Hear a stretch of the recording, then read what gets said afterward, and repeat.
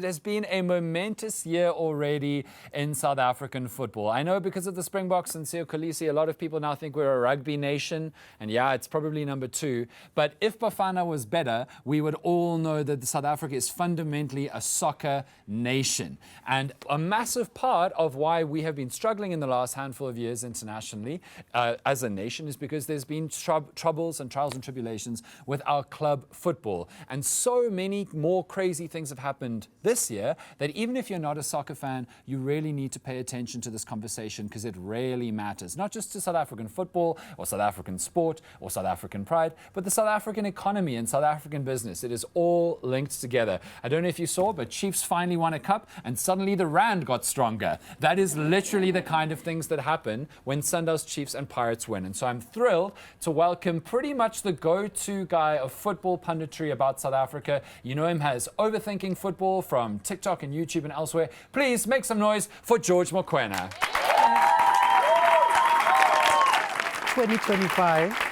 2025 Nedbank Cup champion, George Mokoena. Thank you. You forgot that one.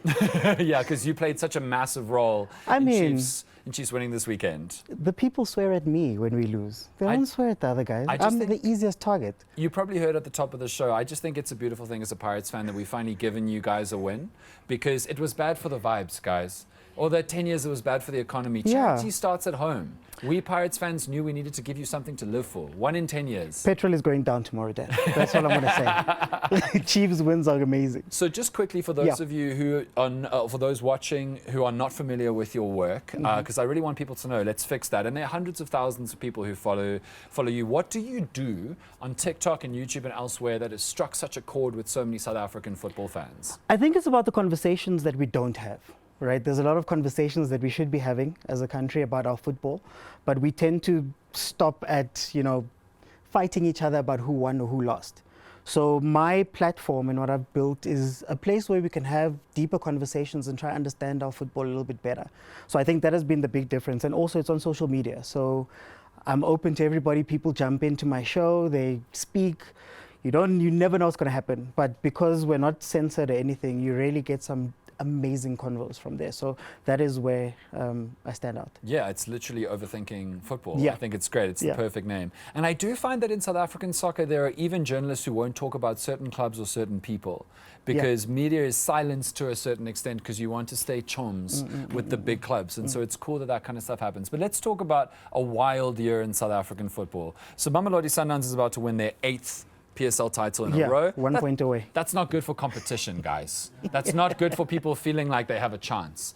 But for the first time in 10 years, Kaizer Chiefs, they are now grade 3s who have seen Kaizer Chiefs win something. It's beautiful. But on the other hand, Royal AM collapsed. A whole football club went out of existence in the PSL. And Cape Town City might get relegated, which means that there's a chance that like the second biggest city in South Africa will have no football club in the top division next year. And there's constantly talk about why is the quality of the PSL not higher? Why aren't the clubs making enough money? Why outside of the big 3 are no clubs able to fill up stadiums except maybe Amazulu now and again? So what do you think are the big things to look out for at the end of this year as we try to make South African club football better? There's a lot of negatives, but we can look at some positives. Stellenbosch got to the semi-finals of the CAF Confed, which means that we've got another team that's not one of the big 3 that maybe has some African experience right now. Your coach is leaving. She's leaving this year, Jose Rivero. Apparently, he's also just going to do his last game in the dugout Tuesday, Golden Arrows, he's going to be gone. So that's going to be interesting to see how they transition from that. Because they won 5 trophies in 3 years. Mamelodi Sundowns has now transitioned themselves into a completely different structure. Previously it was a whole Pitso's tree. Now we're going to finally see the second season with Cardoso and Fleming Berg in charge. So there's a lot of things that is happening, but I think the big problem with South African football is sometimes it feels as though the other teams don't take it as seriously as they should, from the admin side, from scouting side, from a lot of the key places that you have to run a team from. So I'm hoping that some of these teams will be scared. Cape Town City is one of the best run teams in the league, and they're going to be playing in a playoff now. We're going to hope that they're going to stay in. But yeah, it's very interesting. I hope it puts the fear of God. Whatever happened to Royal AM and what's happening in Cape Town City puts the fear of God into the teams. How do we get more money into South African football teams that are not Sundowns, Chiefs and Pirates? Because they run themselves. Yeah. I mean, before this weekend, I said on TikTok, I got in a lot of trouble. I said the Chiefs isn't a soccer club anymore. They're a clothing brand. Like, they have nice threads and they hadn't won anything. They are literally a fashion house. They were hiring influencers to play football. But beyond them, all the other teams struggle to make money. Yeah. They struggle to attract fans to the stadium. It says it's an unhealthy situation. And when you talk about trying to develop football, get more players playing professionally, get more players who are of a world-class standard for Bafana, we've got a real problem beyond those big three. I feel like as Africans in general, we lack the softer skills. You know, the marketing of it, the storylines, the narratives. You look at the Springboks, you'd mentioned the Springboks. Think about what happens right before the Springboks are going to play. There's Bok Friday. You know, I live in Pretoria, so you can't move around for the whole day. It's just Springboks all over the place. They've got Chasing the Sun. We have taught everyone how to love the Springboks. I see. But you look at a Bafana that finished third at the AFCON. Right, you look at Banyana that lifted the WAFCON just last year, I believe it was. You know, you look at Mamelodi Sundowns who are doing incredible things across the continent. You look at Pirates who are winning these trophies.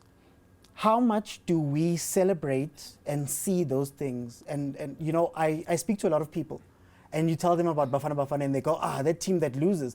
They don't know that we are... This undefeated streak. You get what I mean? Came third, yeah. Hugo Bruce is doing incredibly. Okay. You know, you speak about the ladies team. They still think, it's women's football. No, it's amazing, right? But we don't know. And the joke that I always make is that before every PSL game, I see Siya Kolisi more than I've seen Ronwen Williams. Right. I see Shagai Lembe. You know, they have those things when they start. Shagai Lembe before I see anything to do with us. So we don't know how to love them, and that goes into the money. But you are saying that it's partially the fact that South African clubs, many of them just don't know how to do the marketing, the storytelling, and the club building. Yeah. But it's also the fact that so many South African clubs come and go. Like we used to have Bidvets Wits, we're now about to not have Supersport United. So if you didn't know, there's a franchising system in South African soccer where someone can buy a license from another club and then just move the club and start over. And what that means is some clubs start and go away within 5 years. It takes decades to build football clubs.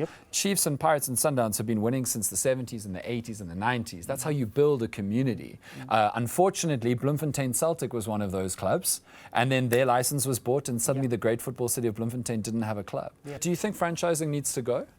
So that we actually have clubs getting built and existing for long periods of time so that we can have the kind of support that you were talking about? The status buying is very interesting because we are one of the few leagues that do it that way. So the difference between us and a different league is that you can buy a club's place in the league. So I don't need to buy Cape Town City. I can buy its space. Cape Town City bought Mpumalanga Black Aces status. So that means that you can shortcut, like you're saying, and I can bring in my own people, which kills us on two fronts. You're losing people that have experience. You know, SuperSport is an incredible team. One of, I think, right now, it's only Chiefs, Pirates, and Sundowns that are left that have been in the league since '96. Right. SuperSport was one of them. So now we're losing 30 years of experience, you know, and the players that they brought in. And nobody's forced to buy SuperSport and continue it going. They just remove it and buy the slot. Usually the teams do a musical chairs type of thing. So on that end, you have that. But then secondly, these teams, a lot of the time when they come into the league, the owners, again, don't know what they're getting into. So they think that they can just come in with a team and bring in people and they'll just start winning. And a lot of them fail. You think about TTM. You think about Gallants who have left and bought a status to come back and left. You see all of those people and you think to yourself, okay, now I'm bringing in guys that have no footballing knowledge. They don't even bring in other footballing people. So already the standards are getting low. So yeah, this system is, it's a very bad system. Would you do away with it if you were in the hot seat? I would adopt something like the EPL. You know, if you buy Chelsea, you buy Chelsea. Right. And Chelsea's rights, separate rights, the stadium, all of that exist elsewhere. So even if I'm an owner, I can't move them if I wanted to. So I'd do one of those things, but also, let's be honest, our owners have to be real and they have to start making these things making these teams make money. Yeah, because a lot of them die sure. finances. Yeah. MultiChoice, Bidvest, those guys are leaving because you're basically donating money. Okay, well, we love the work that you do. Thank you so much for doing it. Thank you Really, so much. really appreciate it. Isn't he wonderful? Overthinking Football, George Mokoena. Thank you so much for your time. Thanks, David. Brilliant.